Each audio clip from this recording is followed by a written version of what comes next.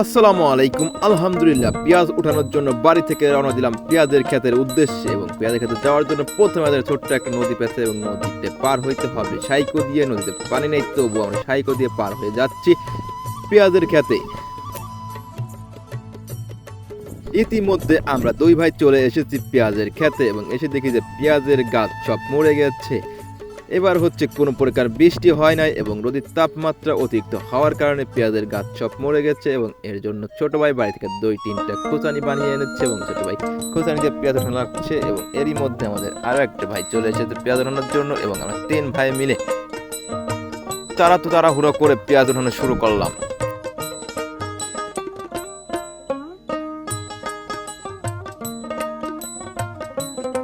এই সময়টা রোদের তাপমাত্রা অনেক বেশি থাকে, যার কারণে আমরা সকাল সকাল চলে এসেছি পেঁয়াজের ক্ষেতে পেঁয়াজ ওঠানোর জন্য। এবং অনেকক্ষণ যাবৎ পেঁয়াজ ওঠানোর পরে হয়ে যাচ্ছে রোদের তাপমাত্রা বৃদ্ধি পেয়ে যায় এবং আমাদের শরীরের ঘামগুলো ঝরতে লাগে এবং আমরা সবাই মিলে তাড়াহুড়ো করে পেঁয়াজ উঠাচ্ছি। কিন্তু এরই মধ্যে আমাদের শরীরে ক্লান্তি ভর করেছে, আমরা একটু রেস্ট নেব, যার জন্য তাড়াহুড়ো করে এই পাইটা উঠিয়ে আমরা যাবো হচ্ছে রেস্ট নিতে।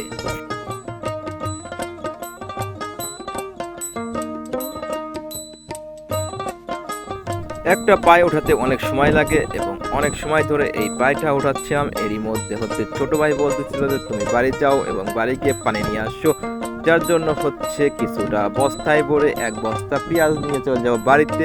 এবং বাড়ি গিয়ে বোতল ভরে পানি নিয়ে এসে সবাই একটু রেস্ট নিয়ে পানি পান করিয়া আবার আমরা পেঁয়াজ ওঠানো শুরু করব।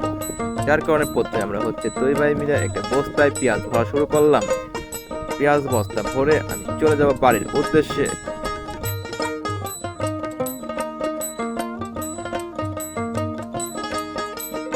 এবং এরই মধ্যে বস্তা ভরা শেষ হয়েছে এবং বস্তার মুখটা সুন্দরভাবে রশি দিয়ে বাঁধিয়ে নিচ্ছি, যাতে বস্তাটা নিতে আমার সুবিধা হয়। প্রথমে আমি মাথায় গামছা বেঁধে রাখবো, যাতে পেঁয়াজের বস্তা মাথায় করার সময় আমার মাথা ব্যথা না করে। যার কারণে আমি একাই বস্তাটা উঠিয়ে বাড়ির উদ্দেশ্যে রওনা দিলাম। বাড়ি থেকে পানি নিয়ে আসতে না আসতেই ছোট ভাই চলে আসলো ছায়া জায়গায় এবং এসে পানি পান করিয়া একটু রেস্ট নিতেছে। এবং এরই মধ্যে ছোট ভাই বলে উঠলো আমি এবং এখানে একটা শোবো, এবং বলতে সে শুয়ে পড়েছে। এবং বললাম যে অনেক সময় রেস্ট নেওয়া হয়েছে, চলো আবার আমরা পেঁয়াজ উঠাতে শুরু করি।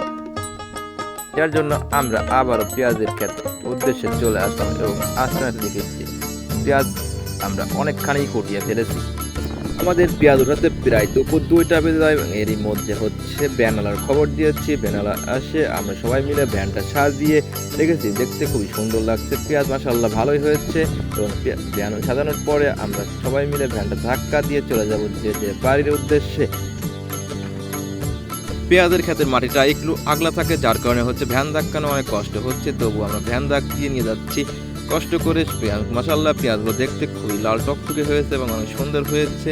মনের আনন্দে ভ্যানের ধাক্কাতে আমরা চলে যাব বাড়িতে। এবং সবুজ গালিচার মেঠো পথ ধরে আমরা চলে যাব আগান বাগান দিয়ে রাস্তাতে উঠে চলে যাব বাড়িতে। বাগানের মধ্যে দিয়ে আমরা ভ্যান ধাক্কিয়ে নিয়ে যাচ্ছি রাস্তাতে। এবং রাস্তার আগে আমাদের একটু কষ্ট হয়েছিল, তবুও আমরা ভ্যান ধাক্কিয়ে নিয়ে চলে এসেছি বাড়িতে। এরই মধ্যে চলে আসলাম বাড়িতে পেঁয়াজ নিয়ে।